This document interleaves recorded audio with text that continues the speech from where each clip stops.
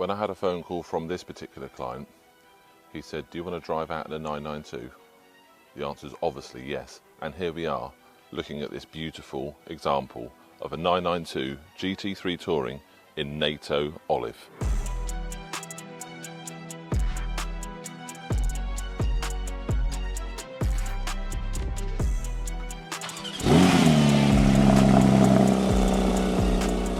Right, here we go.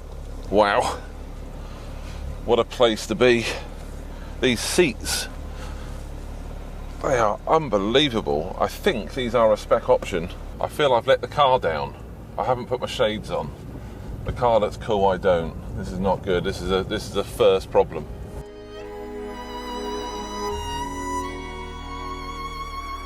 Now we're out on the open road, it's probably appropriate to go through some of the spec list.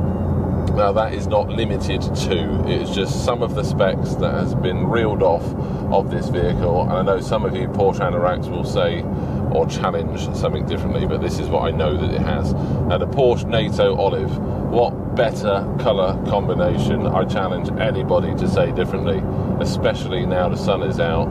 It is popping, it looks beautiful and looks so retro. I love it, absolutely love it. The bucket seats that I'm sat in right now, bit of a challenge to get in, but now I'm in, I see why people want to go for these. Great option in my mind. I'm a tall chap but still got plenty of room. Front axle lift.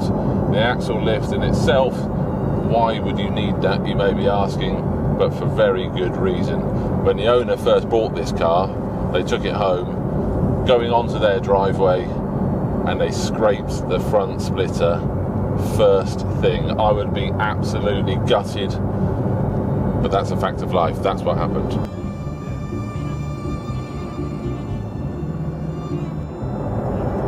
The thing for me, I have been really fortunate enough to drive and be in multiple Porsches.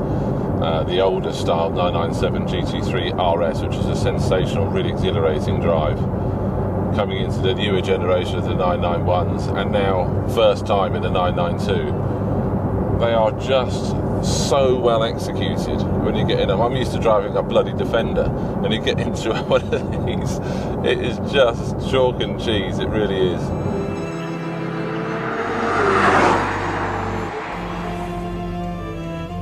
So we're just going to come off the roundabout now, and I'm going to change it over from automatic, and then go into the paddle shift, and it should be that bit more alive. Right, okay, here we go, second gear. Oh, just listen to that sound.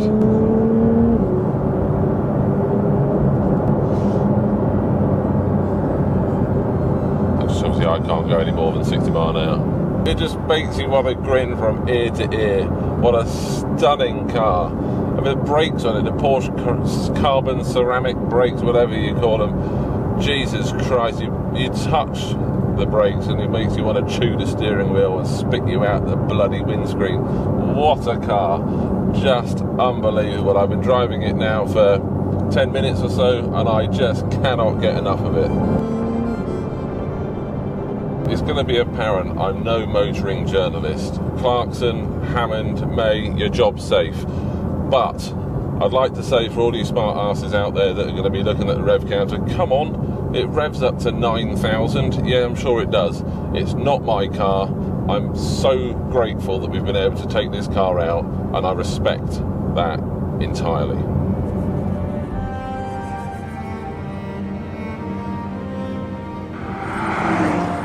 Just the feel of this car come off the roundabouts is just sensational. I'm just trying to dig through my vocabulary to extend it to other words that I can describe this car. It's just unreal and just makes you feel so happy. Now, the reason the client bought this car in this spec, GT3 Touring, he wanted to go to the south of France and wanted to use the vehicle for what it's there for. The GT3 or the GT3 RS is certainly the RS is that bit more aggressive than this, if it's such a thing. But I don't know why you need it. Certainly in the open roads. I mean, just look at it now. You know, where else would you like to be? What other cabin would you like to be in? Now I've been in one of these. This is where I'd rather be.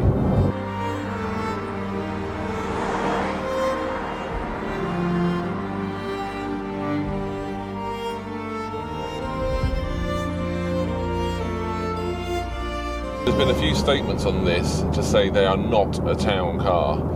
It's really firm and it's quite jerky. The accelerator just wants to go. I do agree with that, it does want to go, but you can control it.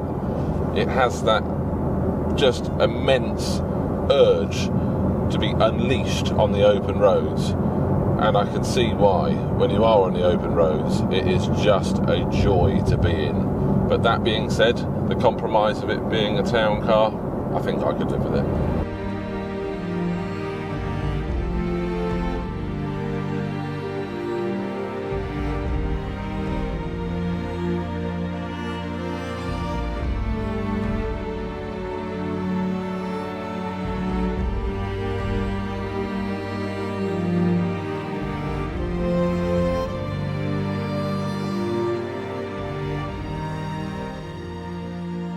We're back.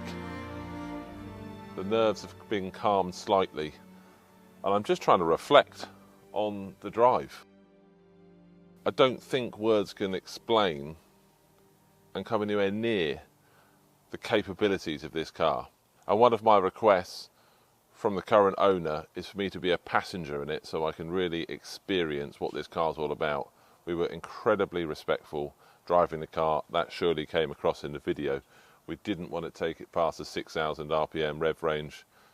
We just wanted to enjoy and feel the car on the open roads, and are incredibly grateful for that opportunity. Now, there are two other relative bits of information about this car that you ought to know. This is actually one of 6 in the UK. And some of you who have seen that registration right there, 911, yes it is. FGC, top points, f***ing good car.